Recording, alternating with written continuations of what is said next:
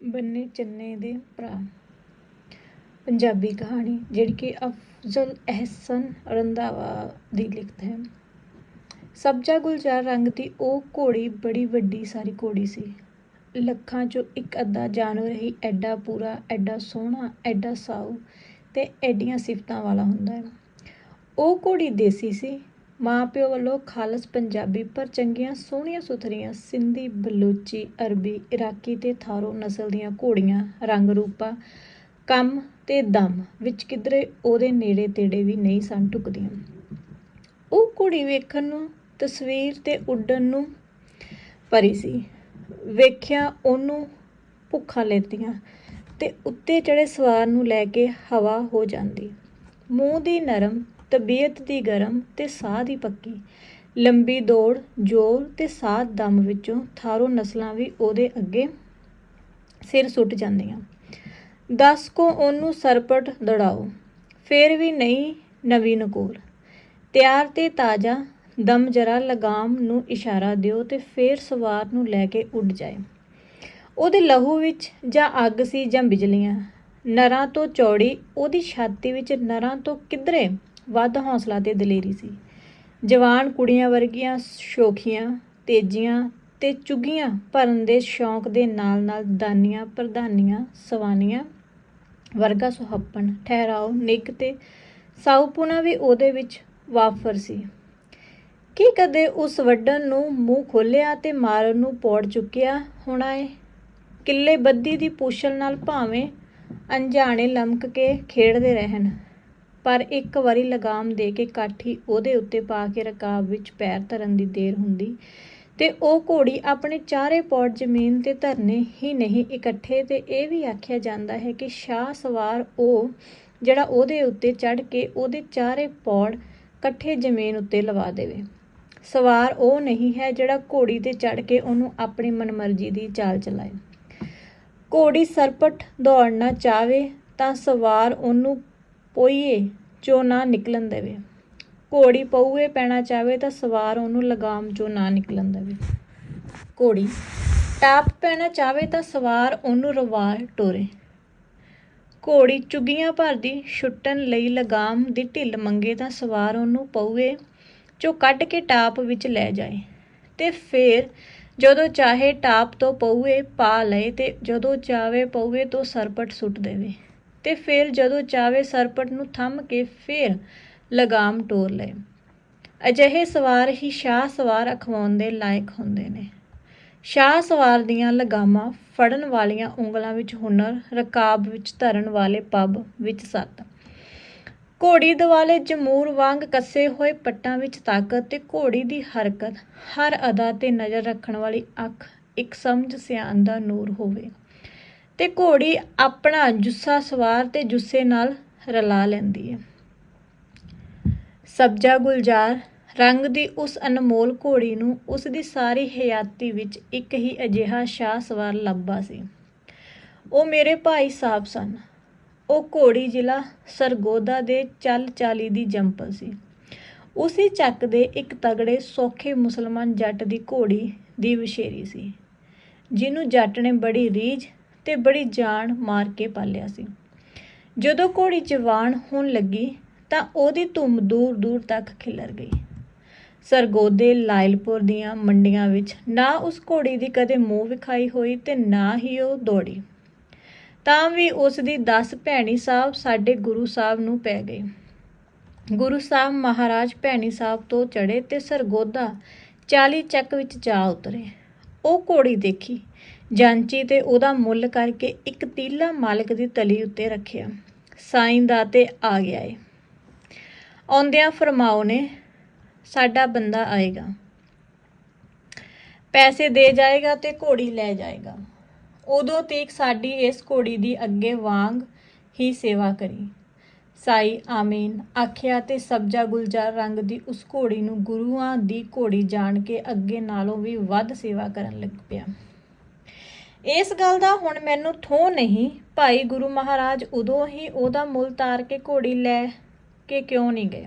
ਖੌਰੇ ਇਸ ਗੱਲ ਵਿੱਚ ਕੋਈ ਹਿਕਮਤ ਸੀ। ਫਿਰ ਇਹ ਗੱਲ ਪਤਾ ਨਹੀਂ ਕਿੱਦਾਂ ਕਈ ਮਹੀਨੇ ਗੁਰੂ ਸਾਹਿਬ ਮਹਾਰਾਜ ਹੋਰਾਂ ਦੇ ਮਨੋਂ ਵਿਸਰ ਗਈ। ਕੋਈ 4-5 ਮਹੀਨੇ ਮਗਰੋਂ ਜਦੋਂ ਗੁਰੂਆਂ ਦਾ ਬੰਦਾ ਪੈਸੇ ਲੈ ਕੇ ਘੋੜੀ ਲੈਣ ਗਿਆ ਤਾਂ ਘੋੜੀ ਮਾਲਕ ਨੇ ਕਿਧਰੇ ਹੋਰ ਵੇਚ ਦਿੱਤੀ ਸੀ। ਜਦੋਂ ਗੁਰੂ ਸਾਹਿਬ ਨੇ ਬੰਦੇ ਦੇ ਮਾਲਕ ਨੂੰ ਸੌਦੇ ਤੋਂ ਫਿਰ ਜਾਣ ਤੇ ਹੋਏ ਤੋਏ ਕੀਤੀ ਤਾਂ ਖੱਚਰੇ ਜੱਟ ਨੇ ਹੱਥ ਜੋੜ ਕੇ ਕਿਹਾ, ਮਹਾਰਾਜ, ਬਾਦਸ਼ਾਹਾਂ ਦੇ ਘਰ ਲਾਲਾ ਦਾ ਕੀ ਕਾਲ। ਗੁਰੂ ਹੋਰਾਂ ਕੋਲ ਤੇ ਦੁਨੀਆ ਜਹਾਨ ਦੀਆਂ ਚੰਗੀਆਂ ਚੰਗੀਆਂ ਤੇ ਇੱਕ ਤੋਂ ਇੱਕ ਵੱਧ ਘੋੜੀਆਂ ਨੇ। ਤੁਸੀਂ ਭੌਂ ਕੇ ਬੋਹੜੇ ਹੀ ਨਾ। ਮੈਂ ਤੇ ਸਮਝਿਆ ਘੋੜੀ ਤੁਹਾਨੂੰ ਪਸੰਦ ਹੀ ਨਹੀਂ ਸੀ ਆਈ। ਉੱਤੋਂ ਉਸ ਘੋੜੀ ਨੇ ਤਾਂ ਮੇਰੀਆਂ ਨੀਂਦਰਾਂ ਹੀ ਹਰਾਮ ਕਰ ਛੱਡੀਆਂ ਸਨ। ਬੰਦੂਕਾਂ ਵਾਲੇ 2 ਬੰਦੇ ਰਾਤ ਉਹਦਾ ਪਹਿਰਾ ਦਿੰਦੇ ਤਾਂ ਵੀ 4-4 ਚੋਰ ਉਹਦੇ ਤੇ ਝਪਟੇ। ਜਿਉਂ ਹੀ ਘੋੜੀ ਘਰੋਂ ਗਈ ਮਗਰੋਂ ਲੱਥੀ। ਹੁਣ ਅਮਨ ਦੀ ਨੀਂਦ ਸੌਂਦਾ ਆ। ਗੁਰੂਆਂ ਦਾ ਮੈਂ ਦੇਣਦਾਰ ਹਾਂ। ਹੁਣ ਜਦੋਂ ਉਹਦੀ ਮਾਂ ਸੂਈ ਤੋੜ ਆ ਕੇ ਵਛੇਰਾ ਵਛੇਰੀ ਗੁਰੂ ਦੇ ਅਸਤਲਬ ਵਿੱਚ ਬੰਨ ਆਵਾਂਗਾ। ਗੋਲੀ ਕਿਹਦੇ ਤੇ ਗਹਿਣੇ ਕਿਹਦੇ। ਜਦੋਂ ਘੋੜੀ ਲੈਣ ਗਏ ਬੰਦੇ ਨੇ ਭੈਣੀ ਸਾਹਿਬ ਪਰਤ ਕੇ ਖਾਲੀ ਹੱਥ ਬੰਨ੍ਹ ਕੇ ਗੁਰੂ ਨੂੰ ਸਾਰੀ ਗੱਲ ਸੁਣਾਈ ਤਾਂ ਗੁਰੂ ਦੇ ਅੱਖਾਂ ਦਾ ਲਹੂ ਖੋਲ ਗਿਆ। ਪਰ ਗੁਰੂ ਮਹਾਰਾਜ ਘੜੀ ਕੁ ਚੁੱਪ ਰਹੇ।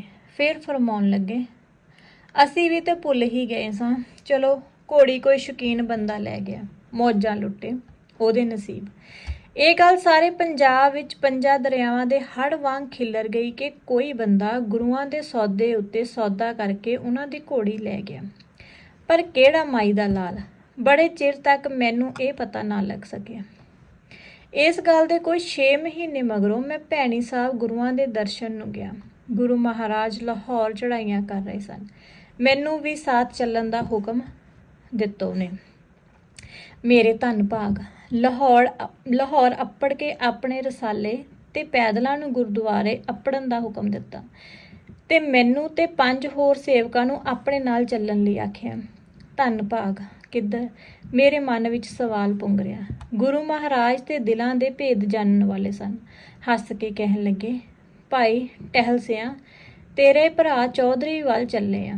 ਉਹਦੇ ਘਰ ਦਾ ਰਾਹ ਆਉਂਦਾ ਹੀ ਹੈ ਮਹਾਰਾਜ।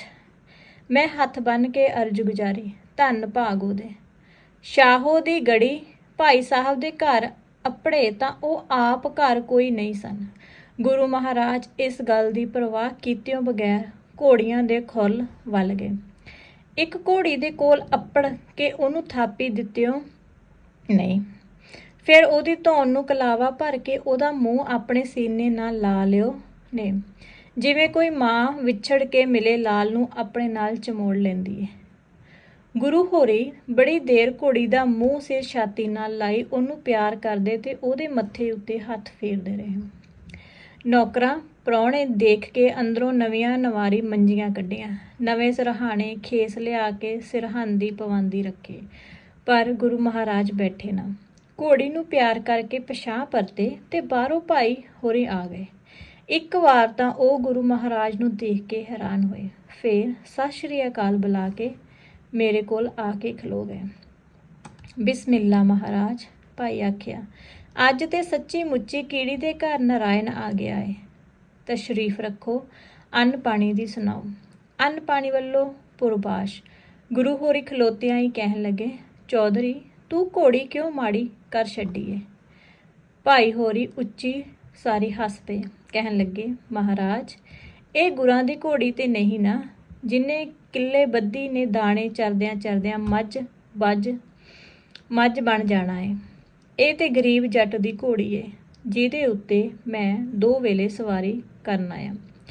ਸਵਾਰੀ ਵਾਲੀ ਘੋੜੀ ਮਾੜੀ ਤੇ ਭਾਵੇਂ ਨਾ ਹੋਵੇ, ਪਰ ਉਹਦੇ ਉੱਤੇ ਵਾਧੂ ਮਾਸ ਵੀ ਤੇ ਨਹੀਂ ਚੜ੍ਹਦਾ ਮਹਾਰਾਜ। ਗੁਰੂ ਮਹਾਰਾਜ ਖਿੜਖਿੜਾ ਕੇ ਹੱਸ ਪਏ। ਕਹਿਣ ਲੱਗੇ, ਗੱਲ ਠੀਕ ਆਖੀ ਹੈ ਚੌਧਰੀ। ਅਗਾੜੀਆਂ ਪਿਛਾੜੀਆਂ ਪਾ ਕੇ ਬੱਧੀ, ਨਹਾਤੇ ਧੋਤੇ ਜੁੱਸੇ ਉੱਤੇ ਚਮਕਦੇ ਫੁੱਲਾਂ ਵਾਲੀ ਸਬਜ਼ਾ ਗੁਲਜ਼ਾਰ ਰੰਗ ਦੀ ਘੋੜੀ ਅੱਗੇ ਨਾਲੋਂ ਮਾੜੀ ਤੇ ਨਹੀਂ, ਸਗੋਂ ਚੁਸਤ, ਬਾਕੀ ਤੇ ਬਹੁਤ ਸੋਹਣੀ ਪਈ ਲੱਗਦੀ ਸੀ।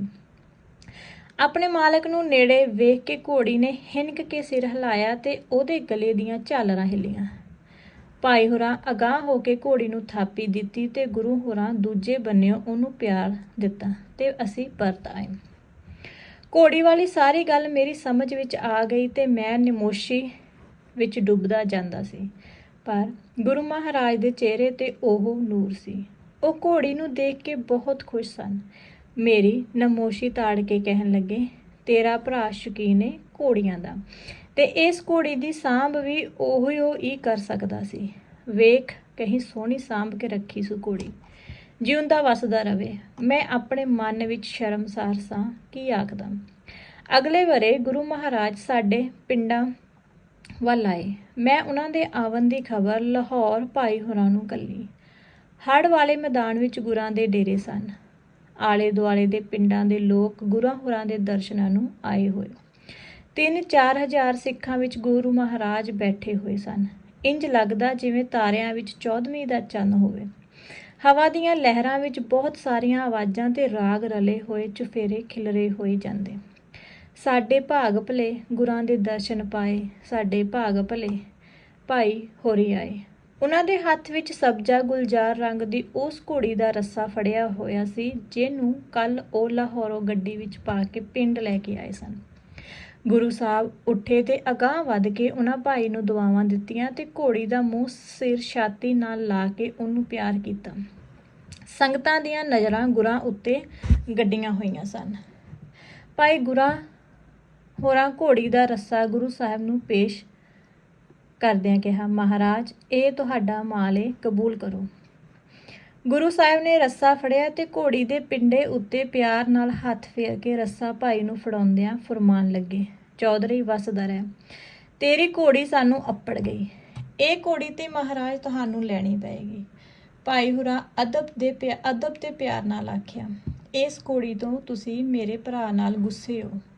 ਗੁਰਾਂ ਹੋਰਾਂ ਫਰਮਾਇਆ, ਚੌਧਰੀ ਤੇਰਾ ਭਰਾ ਭਾਈ ਟਹਿਲ ਸਿੰਘ ਭਲਾ ਲੋਕ ਆਦਮੀ ਹੈ, ਉਹਦੇ ਨਾਲ ਤੇ ਅਸੀਂ ਭੋਰਾ ਵੀ ਨਾਰਾਜ਼ ਨਹੀਂ। ਉਹਨੂੰ ਤੇ ਅਸਾਂ ਇਹ ਗੱਲ ਕਦੇ ਜਤਾਈ ਵੀ ਨਹੀਂ। ਘੋੜੀ ਸਾਡੀ ਹੋ ਗਈ, ਪਰ ਇਹ ਰਵੇਗੀ ਤੇਰੇ ਕੋਲ ਭਾਈ। ਸਾਥੋਂ ਇਹਦੀ ਸਾਂਭ ਤੇਰੇ ਵਰਗੀ ਤੇ ਨਹੀਂ ਹੋ ਸਕਦੀ। ਤੇ ਗੁਰਾਂ ਹੁਰਾਂ ਖੁਸ਼ ਹੋ ਕੇ ਦੁਆਵਾਂ ਦਿੱਤੀਆਂ, ਸਵਾਰ ਨੂੰ ਵੀ ਤੇ ਘੋੜੇ ਨੂੰ ਵੀ।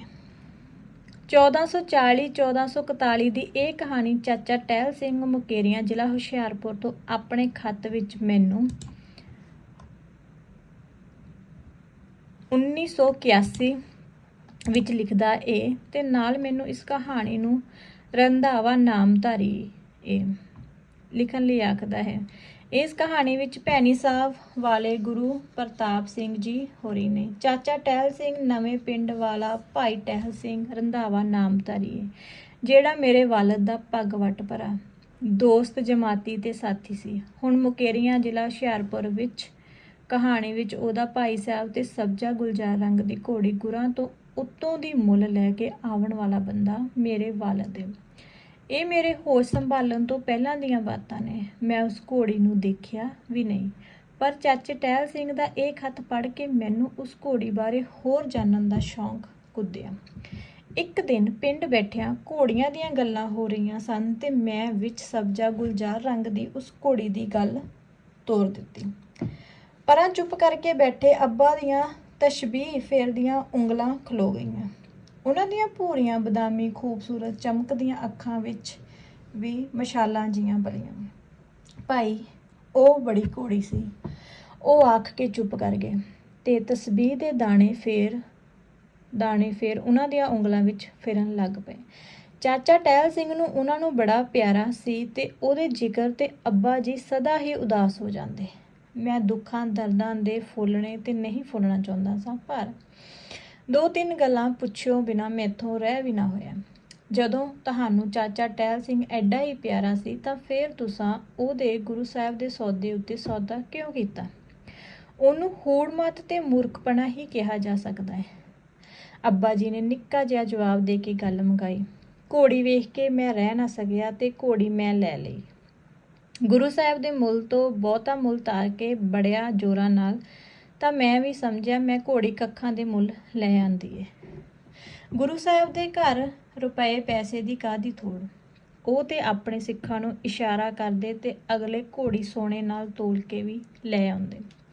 ਮੇਰਾ ਦੂਸਰਾ ਸਵਾਲ, ਮੈਂ ਕਿਹਾ, ਅਸੂਲ ਨਾਲ ਤੇ ਸਾਈਂ ਦੇਣ ਮਗਰੋਂ ਘੋੜੀ ਉਹਨਾਂ ਦੀ ਹੀ ਹੋਈ। ਫਿਰ ਉਸ ਘੋੜੀ ਦੇ ਬੜੇ ਆਸ਼ਕ ਸਨ। ਤਾਂ ਵੀ ਉਹਨਾਂ ਤੁਹਾਡੀ ਇਸ ਹਰਕਤ ਦਾ ਬੁਰਾ ਨਾ ਮਨਾਇਆ। ਤੁਹਾਡੀ ਇਸ ਹਰਕਤ ਤੋਂ ਚਾਚਾ ਟਹਿਲ ਸਿੰਘ ਨਾਲ ਰੰਜ ਕਿਉਂ ਨਾ ਹੋਏ? ਇਹਦੇ ਵਿੱਚ ਕਿਉਂ ਨਾ ਹੋਏ ਦਾ ਕੀ ਸਵਾਲ ਹੈ ਬੱਲਿਆ? ਇਹ ਗੁਰਾਂ ਹੁਰਾਂ ਦੀ ਵਡਿਆਈ ਸੀ। ਐਵੇਂ ਤਾਂ ਨਹੀਂ ਲੱਖਾਂ ਬੰਦੇ ਉਹਨਾਂ ਦੀਆਂ ਮਿੰਨਤਾਂ ਕਰਦੇ ਰਹੇ। ਉਹ ਬੜੇ ਹੌਸਲੇ ਤੇ ਬੜੀਆਂ ਸਿਫਤਾਂ ਵਾਲੇ ਇਨਸਾਨ ਸਨ। ਜਦੋਂ ਘੋੜੀ ਨੂੰ ਮਿਲਣ ਮੇਰੇ ਘਰ ਆਏ, ਜੇ ਮੈਂ ਉਦੋਂ ਘੋੜੀ ਉਹਨਾਂ ਦੀ ਨਜ਼ਰ ਕਰਦਾ ਤੇ ਗੱਲ ਹੌਲੀ ਰਹਿ ਜਾਂਦੀ। ਇਸ ਕਰਕੇ ਹੀ ਮੈਂ ਤੋੜ ਪਿੰਡ ਆ ਕੇ ਘੋੜੀ ਉਹਨਾਂ ਦੀਆਂ ਨਜ਼ਰਾਂ ਕੀਤੀ, ਜਿਹੜੀ ਉਹਨਾਂ ਕਬੂਲ ਤਾਂ ਕਰ ਲਈ ਪਰ ਘੋੜੀ ਨਾ ਲਈ। ਮੈਂ ਭਾਈ ਟਹਿਲ ਸਿੰਘ ਦੀ ਵਜ੍ਹਾ ਤੋਂ ਹੀ ਘੋੜੀ ਉਹਨਾਂ ਦੀ ਨਜ਼ਰ ਕਰਨਾ ਚਾਹੁੰਦਾ ਸਾਂ, ਤਾਂ ਜੋ ਉਹ ਮੇਰੇ ਮੂਰਖਪੁਣੇ ਤੋਂ ਭਾਈ ਨਾਲ ਨਾਰਾਜ਼ ਨਾ ਹੋਣ ਤੇ ਆਪਣੇ ਸਿੱਖ, ਆਪਣੇ ਇੱਕ ਮੰਨਣ ਵਾਲੇ, ਆਪਣੇ ਇੱਕ ਚੇਲੇ ਦਾ ਮੈਨੂੰ ਭਰਾ ਸਮਝ ਕੇ ਹੀ ਉਹਨਾਂ ਮੈਥੋਂ ਘੋੜੀ ਨਾ ਲਈ। ਇਹੋ ਜਿਹੀਆਂ ਵਡਿਆਈਆਂ ਬੰਦਿਆਂ ਵਿੱਚ ਨਹੀਂ, ਫਰਿਸ਼ਤਿਆਂ ਵਿੱਚ ਹੁੰਦੀਆਂ ਨੇ, ਤੇ ਉਹ ਸੱਚੀ ਮੁੱਚੀ ਫਰਿਸ਼ਤਿਆਂ ਵਰਗੇ ਹੀ ਮਨੁੱਖ ਸਨ। ਮੈਂ ਆਖਰੀ ਸਵਾਲ ਰੇੜਿਆ, ਫਿਰ ਉਸ ਘੋੜੀ ਦਾ ਕੀ ਬਣਿਆ? ਬਣਨਾ ਕੀ ਸੀ? ਅੱਬਾ ਜੀ ਨਿੰਮਾ ਜਿਹਾ ਹੱਸ ਕੇ ਬੋਲੇ, ਜਿਸ ਘੋੜੀ ਦੇ ਇਸ ਤਰ੍ਹਾਂ ਦੇ ਐਨੇ ਸਾਰੇ ਕਿੱਸੇ ਬਣ ਜਾਣ, ਟੁਰ ਤੇ ਆਖਰ ਉਸ ਜਾਣਾ ਹੀ ਸੀ। ਬੜੇ ਬੜੇ ਸੇਠ, ਸ਼ਾਹੂਕਾਰ, ਰਾਜੇ, ਮਹਾਰਾਜੇ ਤੇ ਅਮੀਰ ਗਰੀਬ ਲੋਕ ਉਹਦੇ ਗਾਹਕ ਬਣੇ, ਪਰ ਮੈਂ ਕਦ ਵੇਚਦਾ ਸਾਂ ਉਹਨੂੰ। ਪਰ 5 ਹੱਥਿਆਂ ਅੱਗੇ ਮੇਰੀ ਕੋਈ ਪੇਸ਼ ਨਾ ਗਈ। ਕਿਵੇਂ? ਮੇਰੇ ਮੂੰਹੋਂ ਨਿਕਲਿਆ। 5 ਹੱਥੇ? 5 ਭਰਾ 3 ਵੱਡੇ ਨੋਟਾਂ ਦੀਆਂ ਬੋਰੀਆਂ ਤੇ 10 ਸੇਰ ਪੱਕੇ ਸੋਨੇ ਦੀਆਂ ਟੁੰਬਾਂ ਦੀ ਪੰਡ ਲੈ ਕੇ ਮੇਰੇ ਬੂਹੇ ਤੇ ਆ ਕੇ ਬਹਿ ਗਏ। 5 ਹੱਥੇ ਤੇ ਉਹਨਾਂ ਦੀ ਅੱਲ ਪੈ ਗਈ ਹੋਈ ਸੀ। ਉਹ 5 ਭਰਾ ਬੜੇ ਭਾਰੇ ਜਵਾਨ ਤੇ ਵੱਡੇ ਡਾਕੂ ਸਨ, ਪਰ ਸਨ ਆਪਣੀ ਬਰਾਦਰੀ ਦੇ ਭਰਾ, ਨਾਲ ਦੇ ਪਿੰਡ ਦੇ। ਆਪਣਿਆਂ ਪਿੰਡਾਂ ਵਿੱਚ ਤੇ ਉਹ ਕਦੇ ਕਿਸੇ ਨੂੰ ਕੰਨੀ ਪਾਇਆ ਵੀ ਨਾ ਦੁਖਦੇ। ਦੂਰ ਦੂਰ ਦੇ ਸ਼ਹਿਰਾਂ ਵਿੱਚ ਜਾ ਕੇ ਡਾਕੇ ਮਾਰਦੇ। ਇੱਕ ਇੱਕ ਬੰਦਾ 5 ਹੱਥਾਂ ਵਾਲਾ ਲੱਗਦਾ ਤੇ ਇਸ ਪਾਰੋਂ ਹੀ ਲੋਕ ਉਹਨਾਂ ਨੂੰ 5 ਹੱਥੇ ਆਖਣ ਲੱਗ ਪਏ।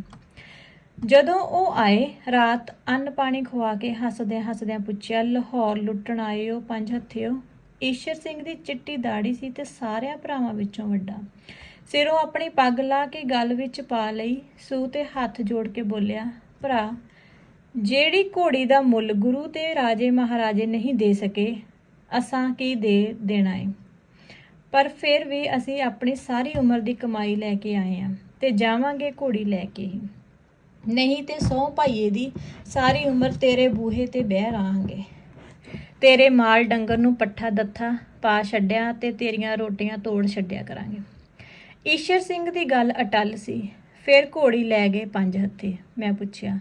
ਲੈ ਗਏ, ਅੱਬਾ ਜੀ ਹੱਸ ਕੇ ਬੋਲੇ। ਸਵੇਰੇ ਉਹਨਾਂ ਨੂੰ ਸ਼ਾਹ ਵੇਲਾ ਖਵਾ ਕੇ ਮੈਂ ਘੋੜੀ ਖੋਲ ਕੇ ਉਹਨਾਂ ਦੇ ਹੱਥ ਫੜਾਈ ਤੇ ਉਹ ਛਾਲਾਂ ਮਾਰਦੇ ਉੱਡ ਗਏ। ਕਿੰਨੇ ਦੀ? ਮੈਂ ਕੀਮਤ ਪੁੱਛਣ ਲਈ ਬੇਚੈਨ ਸਾਂ। ਆਖਰ ਐਡੀ ਨਾਮੀ ਗਰਾਮੀ ਤੇ ਵੱਡੀ ਘੋੜੀ ਦਾ ਕੀ ਮੁੱਲ ਲੱਗਿਆ? ਮੁੱਲ? ਹੱਸ ਕੇ ਅੱਬਾ ਜੀ ਨੇ ਕਿਹਾ, 1 ਰੁਪਈਆ ਚਾਂਦੀ ਦਾ। 1 ਰੁਪਈਆ? ਮਸਾਂ ਹੀ ਮੇਰੇ ਮੂੰਹੋਂ ਨਿਕਲਿਆ। ਆਹੋ ਕਾਕਾ, ਬੰਨੇ ਚੰਨੇ ਦੇ ਭਰਾ ਸਨ ਤੇ ਬੂਹੇ ਤੇ ਆ ਕੇ ਬੈਠੇ ਹੋਏ ਸਨ। ਮੈਂ ਉਹਨਾਂ ਤੋਂ ਘੋੜੀ ਦਾ ਮੁੱਲ ਲੈਂਦਾ ਚੰਗਾ ਲੱਗਦਾ ਸਾਂ? ਅੱਬਾ ਜੀ ਕਹਿਣ ਲੱਗੇ, ਤੇ ਰੁਪਈਆ ਕਿੰਜ ਹੋਇਆ ਫਿਰ? ਮੁੱਲ ਦੇਣ ਲਈ ਉਹਨਾਂ ਦੇ ਜ਼ੋਰ ਲਾਉਣ ਤੇ ਮੈਂ ਚਾਂਦੀ ਦਾ 1 ਰੁਪਈਆ ਉਹਨਾਂ ਤੋਂ ਲੈ ਲਿਆ। ਅੱਬਾ ਜੀ ਹਨੇਰੇ ਵਿੱਚ ਦੇਖਦਿਆਂ ਹੋਇਆ ਹੱਸ ਕੇ ਬੋਲੇ, ਹੁਣ ਇਹ ਮੇਰੇ ਲਈ ਲਿਖਿਆ ਗਿਆ ਏ ਕਿ ਕਿਆਮਪੁਰ ਤੇ ਮੁਕੇਰੀਆਂ ਵਿੱਚ ਇੱਧਰ ਉੱਧਰ ਖਿਲਰੀਆਂ ਹੋਈਆਂ ਕਹਾਣੀਆਂ ਨੂੰ ਇਕੱਠੀਆਂ ਕਰਕੇ ਲਿਖਦਾ ਰਵਾਂ।